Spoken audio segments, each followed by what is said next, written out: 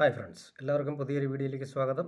East India company പുറത്തിറക്കിയിട്ടുള്ള half റുപ്പിയുടെ William എന്ന ആളുടെ പേരിൽ പുറത്തിറക്കിയിട്ടുള്ള ഹാഫ് റുപ്പിയുടെ വില വിവരങ്ങളിലേക്കാണ് നമ്മൾ പോകുന്നത്. അപ്പോൾ ഈ ഒരു നാണയത്തിൻ്റെ മുൻവശം ഇതാണ് പിൻവശം എന്നാണ് ഇത് അടയാളപ്പെടുത്തുന്നത്. അപ്പോൾ കൽക്കട്ട ഇതിൻ്റെ മിൻറ്റ് ഐഡൻറ്റിഫിക്കേഷൻ നമുക്കൊന്ന് നോക്കാം. Calcutta initials RS or F incused or face raised on the truncation of the bust. English എനിക്ക് വലിയ പിടിയൊന്നുമില്ല, 8ാം ക്ലാസ് പകുതിയിൽ നിർത്തിയതാണ്.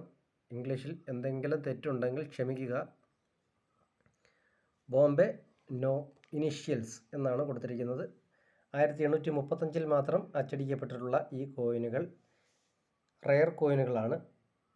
4500 രൂപയിൽ തുടങ്ങി 50,000 രൂപ വരെ വില ലഭിക്കുന്ന കോയിനുകളാണ്. പ്രത്യേകിച്ച് വില വ്യത്യാസമൊന്നുമില്ല ബോംബെ ആയാലും കൽക്കട്ട ആയാലും. അതുകൊണ്ടാണ് ബോംബെ കൽക്കട്ട എന്ന് എടുത്ത് പറയാത്തത്. രണ്ടിനും ഒരേ വിലയാണ് കൊടുത്തിരിക്കുന്നത്. അതിപ്പോൾ സൂം ചെയ്ത് വച്ചിരിക്കുന്നത് ഇങ്ങനെയാണ്. വില്യം 4-മൻ എന്നാണെന്ന് തോന്നുന്നു. 4 വര കൊടുത്തിട്ടുണ്ട്. അര റുപ്പി 1835 എൻലാർജ്ഡ് എന്നാണ് കൊടുത്തിരിക്കുന്നത്. സൂം ചെയ്ത് വെച്ചിട്ടുണ്ട്. അതുകൊണ്ട് ഇങ്ങനെ ഇരിക്കും ആ കോയിൻ കാണാൻ എന്നാണ് പറയുന്നത്. അപ്പോൾ അടുത്ത വീഡിയോ വിക്ടോറിയ ക്യൂൻ ഹാഫ് റുപ്പിയുടെ കണ്ടിന്യൂസ് ലെജൻഡ് എന്നായിരിക്കണം.